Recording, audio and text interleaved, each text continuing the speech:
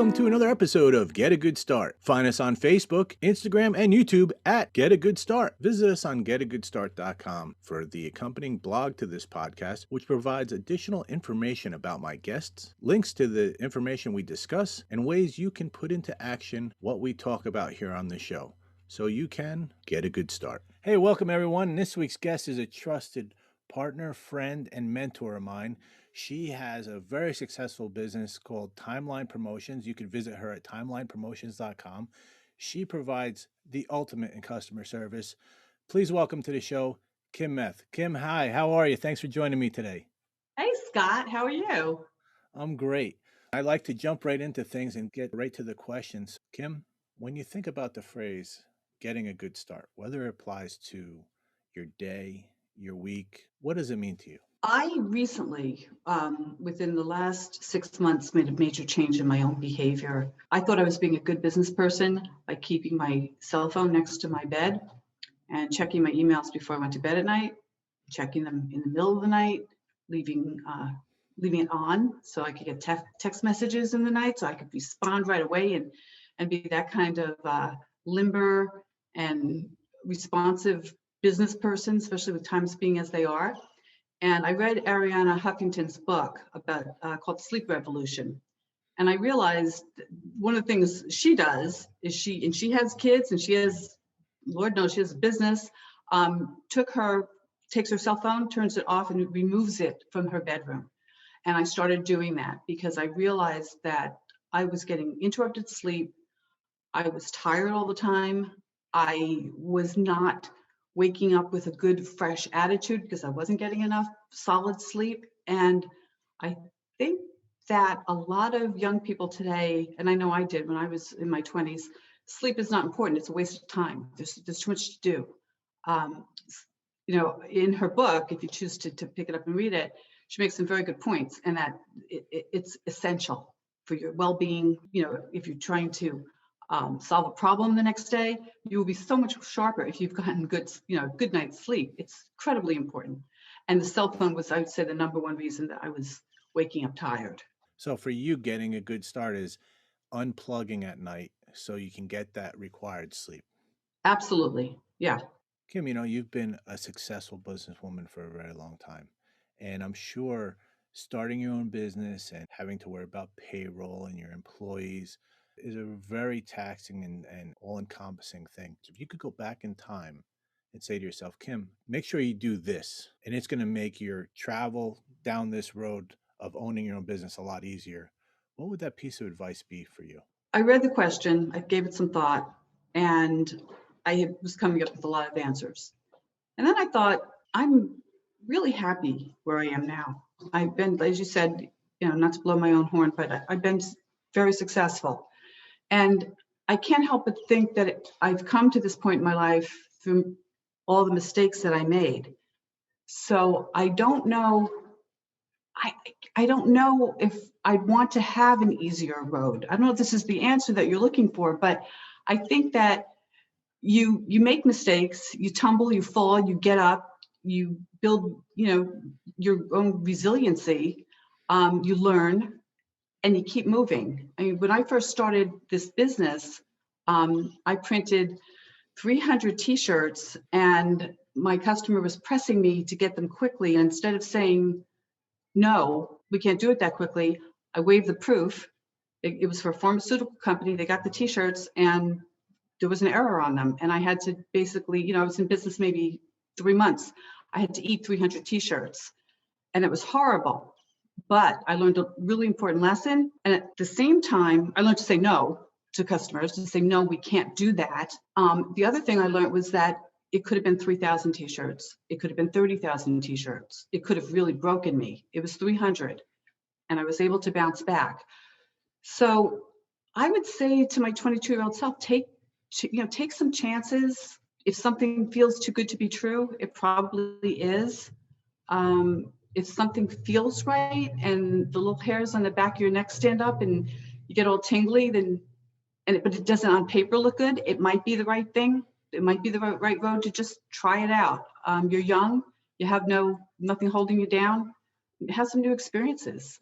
because they'll all bring you to the place you're supposed to be. And I know it sounds kind of, I don't know, new agey and crystally, but that's what I believe. I think that your response is very relatable to some of the other people I've spoken with and had interviews with, where they talk about not being afraid to make mistakes, being courageous enough to take the leap into an area where they're maybe not very comfortable with, because that's where you're going to learn the most. And yeah, when you're young, you can afford to make a lot of mistakes. And as long as you learn from them and move on, those are valuable learning lessons. So let's face it, if it doesn't kill you, it only makes you stronger, right? And I don't Hmm. think anyone's died from failing at a business or failing from a decision or making a wrong decision. They've only gotten better as long as they get back up, right? Absolutely. What would you say to college students if you were giving a keynote or a commencement speech to a bunch of college students? What would you tell them? What's one piece of advice you would impart on them? Would it be any different than take chances? Is there something more that you would tell them? Absolutely something more. You got to build who you are as a person. That's the most important thing. Um, your word, especially in business, has to be gold that somebody can take to the bank. Because if you're not truthful and you're not honest and you think that there's shortcuts in life, there aren't. So you need to concentrate on figuring out who you are. And volunteer work for me is everything. It's the reason that I can work as hard as I do. For me, the volunteer work, the work I do with the children, the foster kids in foster care through CASA, that's my joy. That brings me pleasure. It just makes me feel like I have a reason. It's the rent. I think it's Martin Luther King. It's the rent I'm paying for living on this planet. So I think college students tend to just go after the dollar right away, and I think take a year off, do some volunteer work. There's some wonderful organizations. There's Peace Corps. There's an organization I've gone on missions with my kids, All Hands and Hearts. We'll go and do disaster relief. It builds character.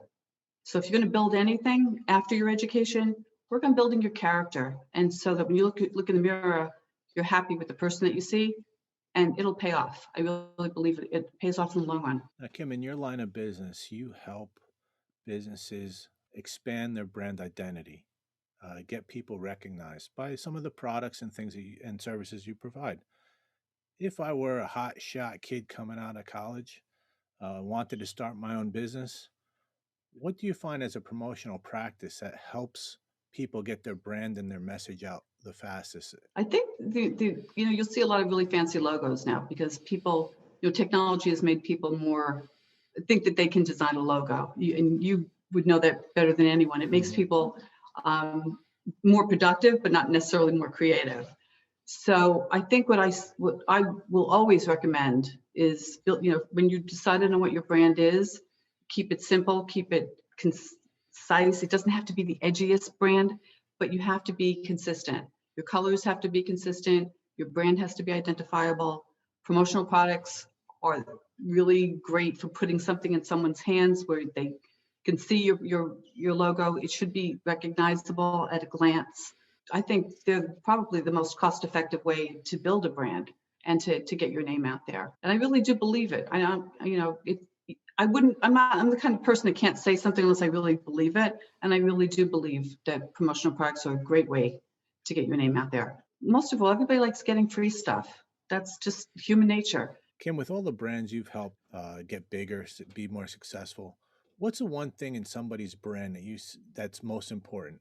I know you talked about your word being golden with people, but as a business building a brand, Kim, in your experience, what's a characteristic of a great brand? The one that always comes to mind for me is Nike and the Nike swoosh because it says it all and it's easily recognizable.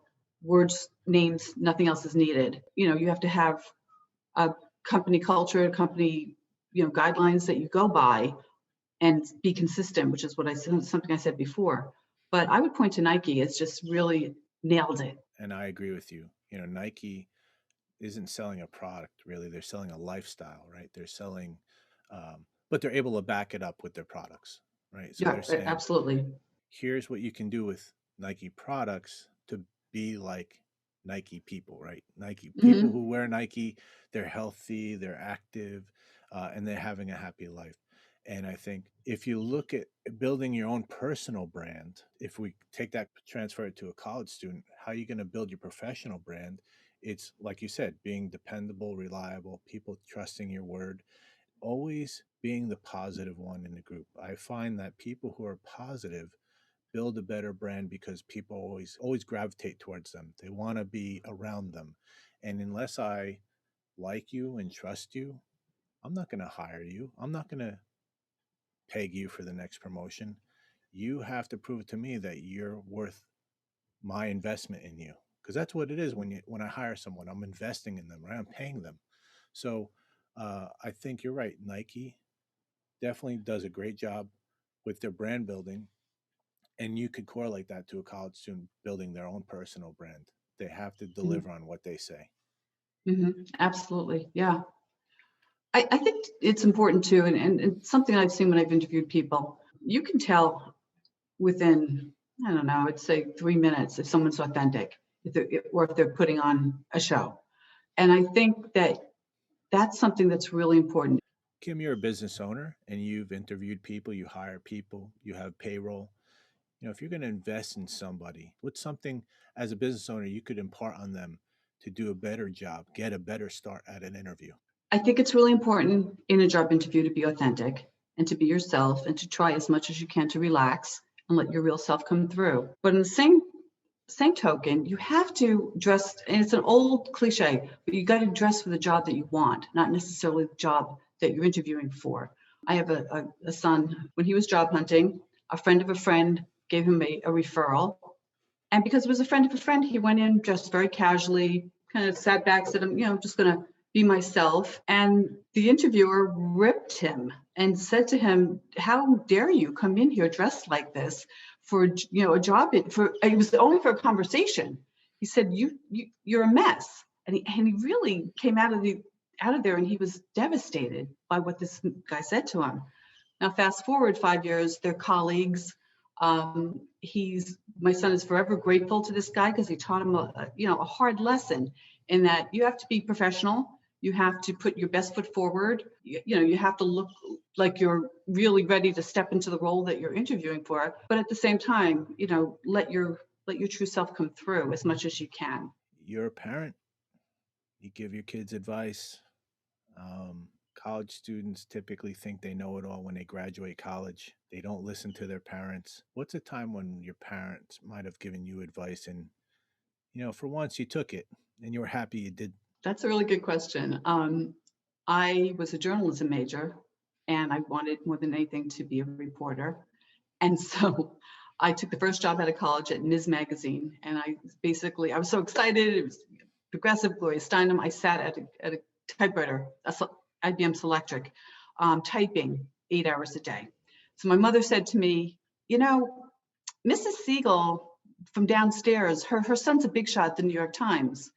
And I'm thinking this little old lady that lives in the apartment building, in the apartment below my parents. I said, oh, really? I'm sure, Ma. She said, no. She said that maybe he can help you get a job at the Times. I said, I'm sure Mrs. Siegel can help me.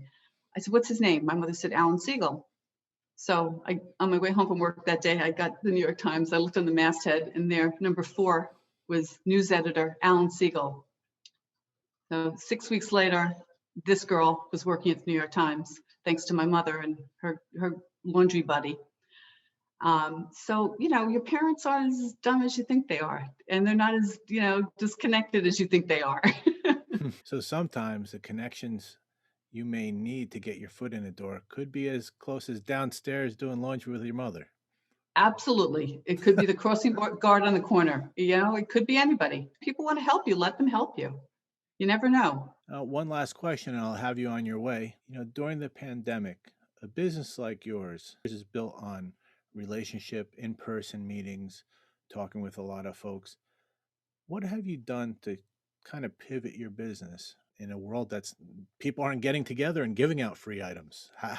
What have you done to continue down that road? For me in the beginning, because everything, as you know, came to a screeching halt, I'm usually very busy, and I was starting to go a little crazy. And so I started try to look outside of the box. And I live in Jersey City. And Jersey City has this amazing mural arts program. I don't know if you've ever seen it. these buildings had these gorgeous murals on them. Mm-hmm. So I contacted Jersey City, the Cultural Affairs Department, and I said, listen, I want to do these, I want to do wall calendars with these pictures of these gorgeous murals. And I'm going to donate them so you can give them out, and maybe these artists can make some money somehow. You can sell them or do something, because my husband's a musician. And I know that artists are starving right now. And it turned out that they loved the idea so much that they ended up ordering hundreds and hundreds of these calendars for me when I went into it totally wanting to do it, pro bono. And now Jersey City is one of my customers. So I think that you just have to start to look outside the box a little bit and be a little bit creative. And that turned out really well. And I also didn't go insane because it was a really fun project to work on. Well, Kim, I want to thank you for joining me today. Folks, I want you to visit her at timelinepromotions.com. She is a fantastic role model, and I'm sure you can reach her through her website if you have any additional follow-up questions. Kim, thank you very much for joining me today. Thanks, Scott. It was fun.